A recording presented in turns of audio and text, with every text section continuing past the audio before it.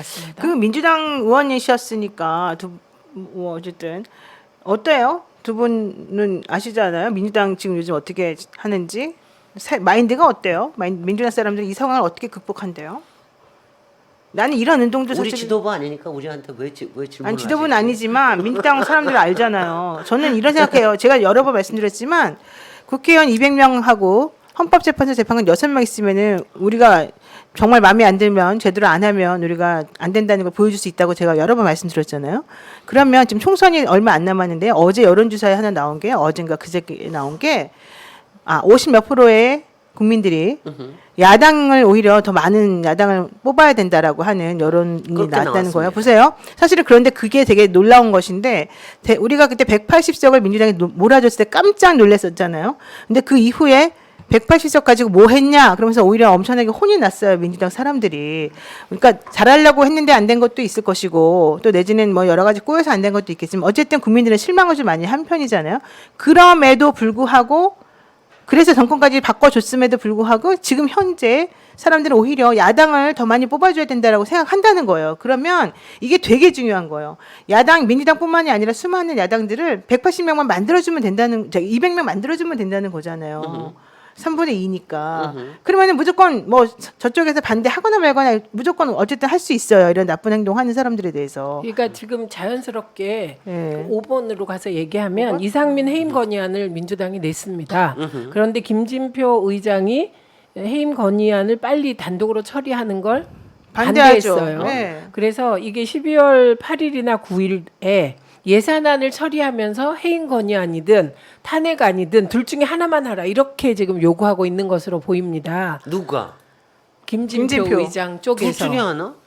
그러니까 이제 민주당의 전략은 해임 건의안을 내고 그게 의결되고 그럼 대통령이 거부권을 행사하면 국회에 오고 네. 근데 200석이 안 되니까 부결돼서 이제 이상민이 남잖아요. 네. 그러면 민주당이 탄핵안을 내는 겁니다. 글쎄요. 그럼 탄핵안을 내면 이게 본회의에 부의돼야 돼요. 네. 이 본회의 부의 권한을 의장이 갖고 있잖아요. 네. 그러니까 이 탄핵안을 내게 되면 부의를 해주면 이게 통과가 되죠. 네. 그래서 통과가 되면 이게 3개월 동안 업무가 정지되지 않습니까? 그렇습니다. 예, 예. 그리고 탄핵소추위원이 김도읍이에요. 네.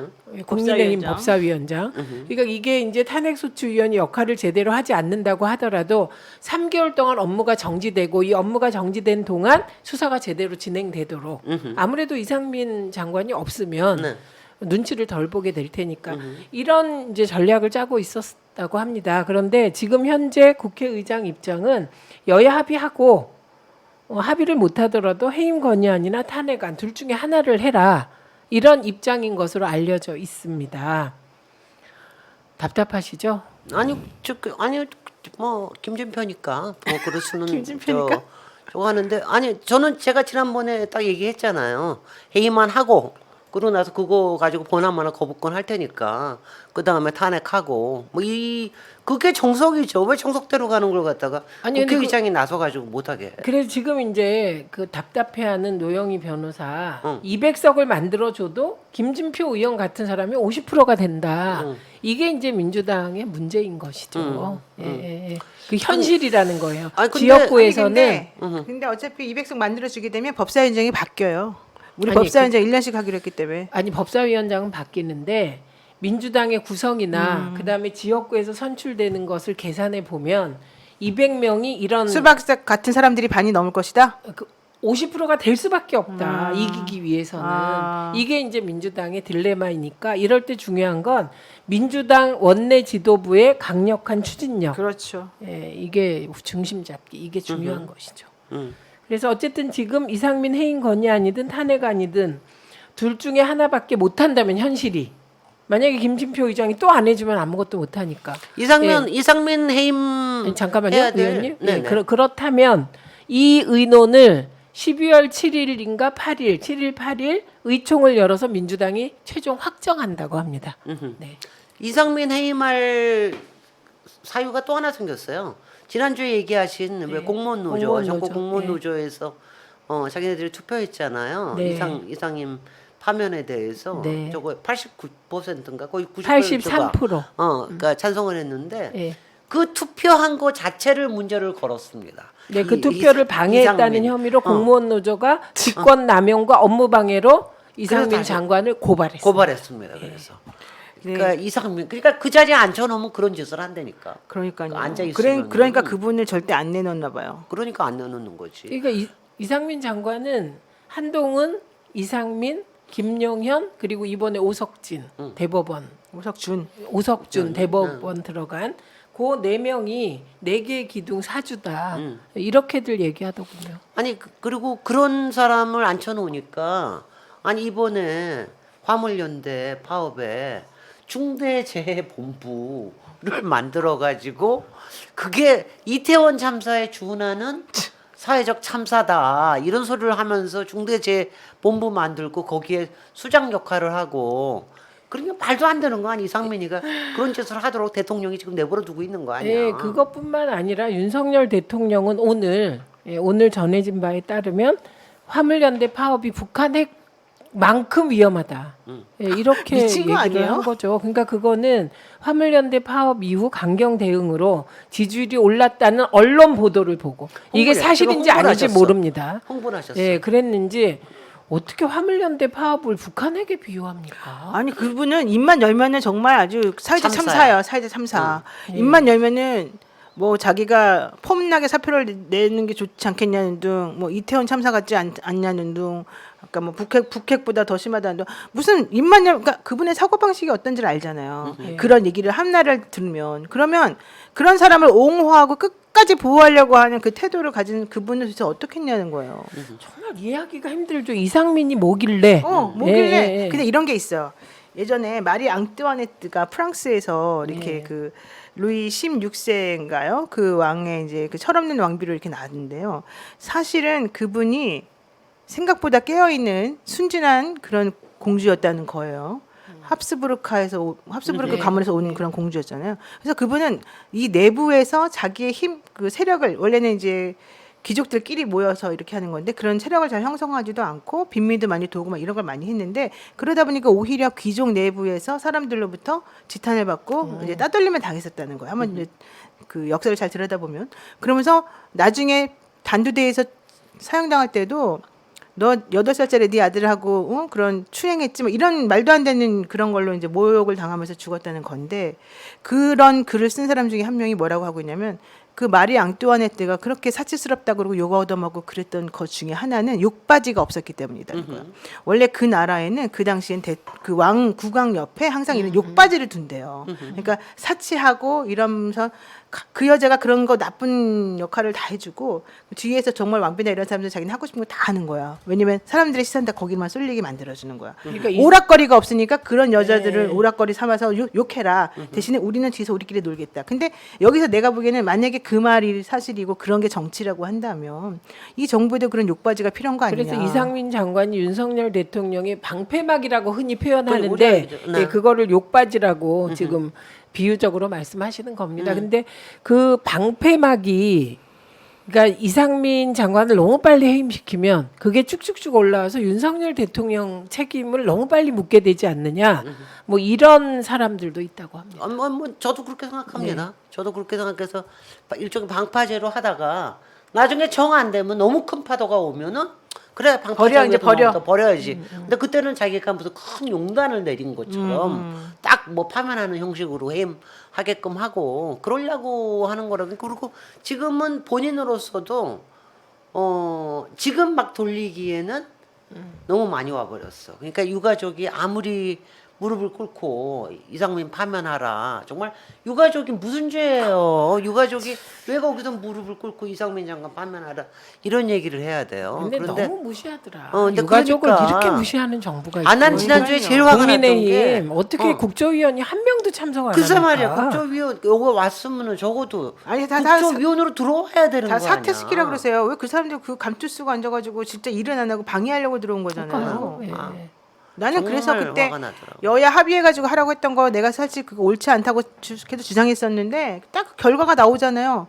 차라리 여당 사람들 다 빼고 했었으면 오히려 더 잘 됐을지도 몰라요. 근데 제가 약간 돌리면 욕바지 얘기를 하니까 윤석열 대통령한테는 여러 종류의 욕받이가 필요해. 그렇죠. 그래서 어떤 데는 김건희가 욕받이 역할을 그렇지. 많이 해주셨잖아요. 근데 지난주에 나는 그래서 지난주에 약간 지지율이 한 2.5% 오른 게 뭐 누구는 축구 효과다, 뭐 노스태핑을 안 해서 그렇다 이러지만 지난주에는 김건희 여사가 욕을 약간 덜 받고 있었잖아. 약간 이렇게 템포에서 이렇게 내리막으로 하면서 그래서 얘가 올라갔다 이 지지율이. 그런데 이제부터 다시 김건희의 저기가 시작될 시점이다. 예, 그것도 맞고 여론 이 흐름을 보면 월드컵으로 많은 것이 가려진 거 그럼요. 맞습니다. 예, 월드컵으로 가려졌고 특히 16강 진출이 극적인 과정을 거쳐서 그럼요. 이거 정말 너무 깜짝 놀랄 언저리 타임이 된 어제 거잖아요. 루즈 타임에서 예. 예. 아 거기에다 또 얻는 숟가락 신공까지. 숟가락 얹어가지고. 윤석열 대통령도 참 그냥 봐도 숟가락 먹기 되게 좋아해. 당신이 왜 여기서 나와가 어. 댓글의 주종이었습니다. 예. 포크를 선물해. 숟가락 얹지 마. 포크를 찍어. 예, 그래서 어쨌든 이상민 장관의 거취와 관련하여서는 11월 9일, 10일이면 결판이 날 것 같습니다. 결판이 날 것 같고 그리고 국정조사는 사실 국정조사가 예산안하고 연동되어서 지금은 예비 국정조사 기간이라 개별적으로 자료도 수집하고 이런 기간인데 네. 일단 예산안은 12월 9일 정도엔 통과되지 않을까 이렇게 예상을 하고 있습니다. 글쎄. 이제 그때 통과되지 않으면 국정조사 기간이 점점 짧아져서 사실상 국조가 물 건너가서 민주당의 원내 전략은 실패하는 게 됩니다. 예, 그리고 사실 예산안을 가지고 발목 잡아서 성공한 적은 별로 없습니다. 아니 예산안이- 예산 내가 보면은 여당에서 바로 그 예산안하고 국조를 연계시켰기 때문에 내가 보기에 윤석열 정부에서는 걱정할 게 없어요. 예산안 통과를 안 해도 좋다. 이런 것들 그건 뭐냐면 국조 그만큼 하기 싫은 거야. 그게 거꾸로 지금 입장이 바뀐 거예요. 공수가 그러니까 원래는 지금 그거 모든 괜히 게 오케이를 다 해줘가지고. 예, 모든 게 여당이 지금 궁지에 몰려야 되는 상황인데 내가 그래서 박홍근 원내대표가 진짜 전략을 못 짜는 사람이다. 내가 계속 여기저기서 말하고 있는 중인데 실제 그렇게 해서 얻은 게 뭐예요? 우리는 사실은 그냥 여당 없어도 할 수 있다. 국정조사 여당 없어도 할 수 있잖아요. 교섭단체 뭐 하나 빠져도 이 근데 사람들이 할 수 있었잖아요. 원래가. 근데 그것도 맞는 지적이긴 한데 여야 합의가 없으면 정부가 출석을 안 합니다. 그러니까 출석을 하거나 말거나는 일단은 뭔가 보여줘야 돼요. 국민이 지금 100만 명이다 그때 서명했었잖아요. 저도 서명하고 사람들한테 서명하고 난리 썼었어요. 그러면 여당은 그런 데서 자유롭나요? 우리가 100만 명이 나서가지고 서명하는데 니네가 지금 계속해서 버티고 앉아가지고 안 들어온다 그러면 괜찮냐? 자기네들도 욕먹는 거 싫어요. 근데 왜 미리 그런 것들에 대해서 우리가 먼저 이게 해줘야지 이게 되겠지 이렇게 왜 생각하냐고요.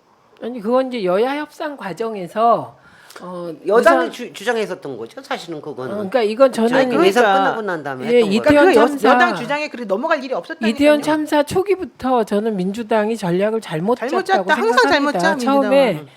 그 애도 기간을 11월 5일까지 인위적으로 정하고 그 사이에는 아무 책임도 묻지 말고 비판도 하지 말라는 분위기를 민주당이 합의해 준 거. 명단도 공개 못하게 하고. 그리고 희생자 명단이 공개되지 않은 것도 지금 와서 보면 유가족들도 명단 공개를 원하는 분들이 있었던 거예요. 당연하죠. 그런데 그분들도 인터넷에 떠도는 괴담 그런 괴담에 신경 쓰이더라는 거잖아요. 예, 그리고 그거를 민주당이 뚫어줘야 되는데 못 뚫어준 거. 뚫어줬어야 했죠. 예, 그거는 인정할 민주당이 일 수밖에 아니 잘했던 몇 거는- 사람이 뚫어주려고 노력을 하면 네. 완전히 마녀 사냥하듯이 잡으니까 뭐 다들 몸살인 거지 뭐. 옛날에 민주당 일 잘했을 때는 그때요. 패스트트랙 하면서 그때 뭐 그 연동형 비례대표제 막 연결시키면서 하면서 그냥 막 상대방을 되게 무력화시키면서 짝짝짝짝짝 어쨌든 해 나갔잖아요. 회기도 그때는 막 뭐 쪼개고. 이해찬 대표 시절이라 그러니까 대표가 누구냐가 되게 중요한 거. 근데 이 대표보다는 더 중요한 거는 원내대표예요. 원내대표가 네. 중요해요. 예. 그러니까 그런 대표님이 사실은 역할을 해줘야 되는데 그래서 저는 박홍근 대표가 잘해줄 거라고 믿었으나 잘 못해준 것에 대해서 좀 안타깝게 생각해요. 근데 네, 그분이 그러니까 마음이 일단 착한가 봐요. 12월 9일, 10일 뭐 개인적인 캐릭터라기보다 8, 9일 아니야? 정체적인 역량? 12월 어쨌든 8일, 9일, 9일, 10일 요때 되면 결판이 날 것 같습니다. 그래서 그때 지켜보면 될 것 같습니다. 근데 하여튼 이상민 장관은 지금 이 상황에서도 그 서명에 참여했던 공무원들 다 책임 잡고 있어요. 묻겠다 다 잡고 이런 있어요. 큰 소리 치고 있습니다. 바로 그런 역할을 윤석열 대통령이 원하고 있고 사실 대부분은 이런 상황에서 그렇게 못 하거든요. 그러니까. 사람은 다 염치가 있기 때문에. 근데 진짜 이분은 모렴치한 염치가 좀 사람이에요. 부족한 진짜 분 같습니다. 뻔뻔하고. 없는 분 같습니다. 예.